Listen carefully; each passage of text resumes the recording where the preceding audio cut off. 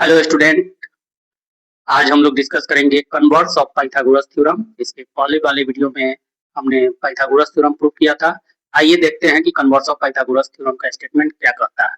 तो स्टेटमेंट कहता है in a triangle if the square of one side is equal to the sum of the squares of the other two sides, then the angle opposite to the first side is a right angle. Just Pythagoras का converse है। इसमें किसी भी एक side का square other two sides के square के सम के इक्वल है तो ये राइट एंगल ट्रायंगल होंगे। यहाँ गिवन में क्या दिया हुआ है, ट्रायंगल एबीसी। ये जो ट्रायंगल हमारा एबीसी है इन विच इसमें A C square is equal to A B square plus B C square दिया हुआ है।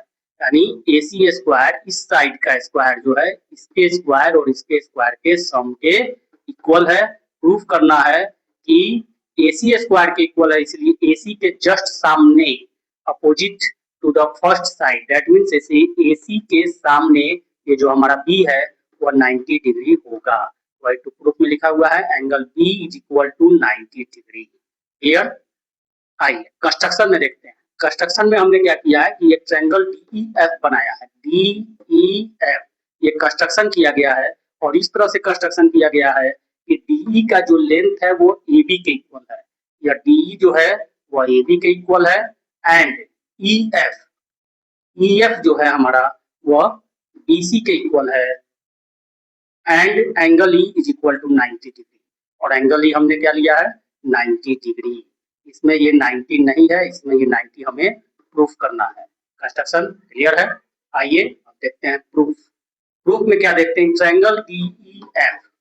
इन ट्रायंगल डीईएफ में ये 90 है, इसलिए ये ट्रायंगल हमारा एक राइट एंगल ट्रायंगल है। और जब ये राइट एंगल ट्रायंगल है तो अकॉर्डिंग टू पाइथागोरस थ्योरम हमने लिखा डीएफ स्क्वायर, यानी 90 के ठीक सामने जो है वो हाइपोटेनस है। डीएफ का square is equal to DE square plus EF square. DF square is equal to DE square plus EF square. क्यों? पाइथागोरस थ्योरम में ये बताया गया था। क्लियर। फिर हमने क्या लिखा, डीएफ स्क्वायर को डीएफ स्क्वायर रहने दिया और डीई को ए बी, डी को रिप्लेस किया ए बी से, ईएफ को रिप्लेस किया बीसी से। वाई? क्योंकि कंस्ट्रक्शन में ध्यान दे कि डी जो है ए बी के इक्वल है और ईएफ जो है बीसी के इक्वल है। यहाँ हमने लिख भी दिया है कि डी जो है ए बी के इक्वल है, ईएफ बीसी के इक्वल, इसलिए डी के प्लेस पर ए बी लिख सकते हैं, ईएफ के प्लेस पर बीसी। क्लियर। फिर हमने क्या किया, डीएफ स्क्वायर को डीएफ स्क्वायर आने दिया और A B square plus BC square को हमने लिखा A C square. Why? From equation 1। Equation 1 में ध्यान दे, गिवन में हमारा क्या था, ए सी स्क्वायर जो है A B square plus BC square के इक्वल है, इसीलिए हमने फ्रॉम इक्वेशन 1 से A B square plus BC square के जगह पे ए सी स्क्वायर लिख दिया। क्लियर। दोनों तरफ स्क्वायर है, स्क्वायर को रिप्लेस कर लेंगे क्योंकि बोथ साइड से स्क्वायर है, स्क्वायर रिप्लेस हो सकता है, तो हमारे पास आ गया DF is equal to A सी, यानी ये जो डीएफ है ए सी के इक्वल, ए सी और डीएफ दोनों इक्वल हो गया। इसे हमने इक्वेशन 2 मान लिया। आइए अब दोनों ट्रायंगल को कंपेयर करते हैं। In triangle A B C and D E F, A B C and D E F, दोनों ट्रायंगल में देखते क्या है कि इसका ए बी इसमें डी के इक्वल है, वाई कंस्ट्रक्शन में D is equal to A B है। Second, B C is equal to E F, यहाँ कंस्ट्रक्शन में वाई बाई कंस्ट्रक्शन, आप देख सकते हैं कंस्ट्रक्शन में ई एफ जो है बी सी के इक्वल है, and A C is equal to D F. A C हमारा किसके इक्वल हो गया, डी एफ के। कहाँ से आया, फ्रॉम इक्वेशन 2। इक्वेशन 2 में क्या है हमारा, D F is equal to A C. Clear है।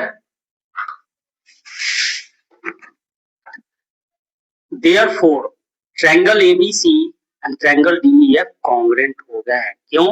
By SSS congruence, दोनों के corresponding sides हमने दिखा दिया है, इसीलिए by SSS congruence ये हमारे congruent हो गए। So जब congruent हो गए तो हम लिख सकते हैं कि जो हमारा एंगल B है वो एंगल E के इक्वल हो जाएगा CPCTC से।